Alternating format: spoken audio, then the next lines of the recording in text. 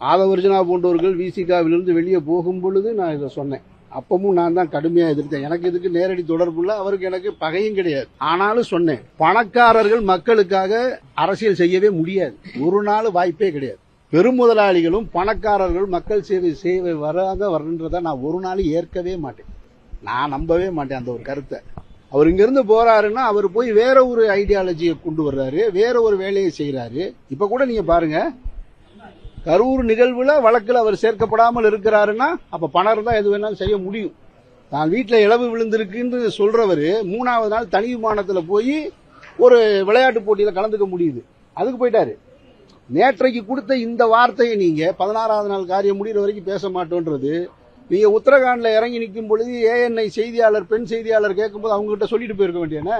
16 நாள் காரியம் முடிஞ்சதுக்கு அப்புறம் பேசணும், இங்கிலீஷ்ல கூட சொல்லிட்டு போயிருக்கலாமே.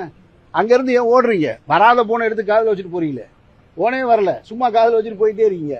அப்ப நாளுக்கு நாள் காரணங்களை தேடிக்கிட்டே இருக்காங்க, ஒரு பொய்யான காரணங்களை.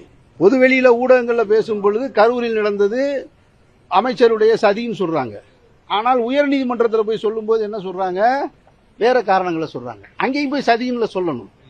அப்போ இந்த உயர்நீதிமன்றத்தில், சென்னை உயர்நீதிமன்றத்தில் சொன்ன தகவல்கள் எதையுமே சொல்லாம, ஏன்னா இங்க இருக்கிற நீதிபதிக்கு தினம் செய்தி பார்த்துக்கிட்டு இருக்காரு, அவருக்கு தெரியும் அதை சொன்னா ஏற்க முடியாது, டாக்குமெண்டேஷன் இருக்கான்னு தான் கேட்பாங்க.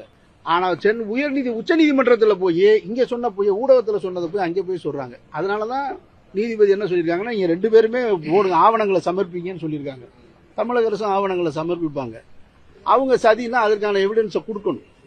அதை கொடுக்காம இதை இழுத்துக்கிட்டு இது ஒரு பெரிய பிரச்சனையாக, எனக்கு அதுதான் கேட்கிறேன். அரசியல் இப்படி வந்து நிக்குது. இந்த இடத்துக்கு வரும்போது தான் நான் சொல்றேன், ஒரு அன்பை பெற்றிருக்காரு நடிகர் விஜய் அவர்கள், மாபெரும் அன்பை பெற்றிருக்கிறாரு. அவரை நம்பி லட்சம் இளைஞர்கள் இருக்காங்க. அவங்கள நீங்க அரசியல் படுத்துங்க, அதுதான் நான் உங்களுக்கு சொல்ற அன்பான கோரிக்கை.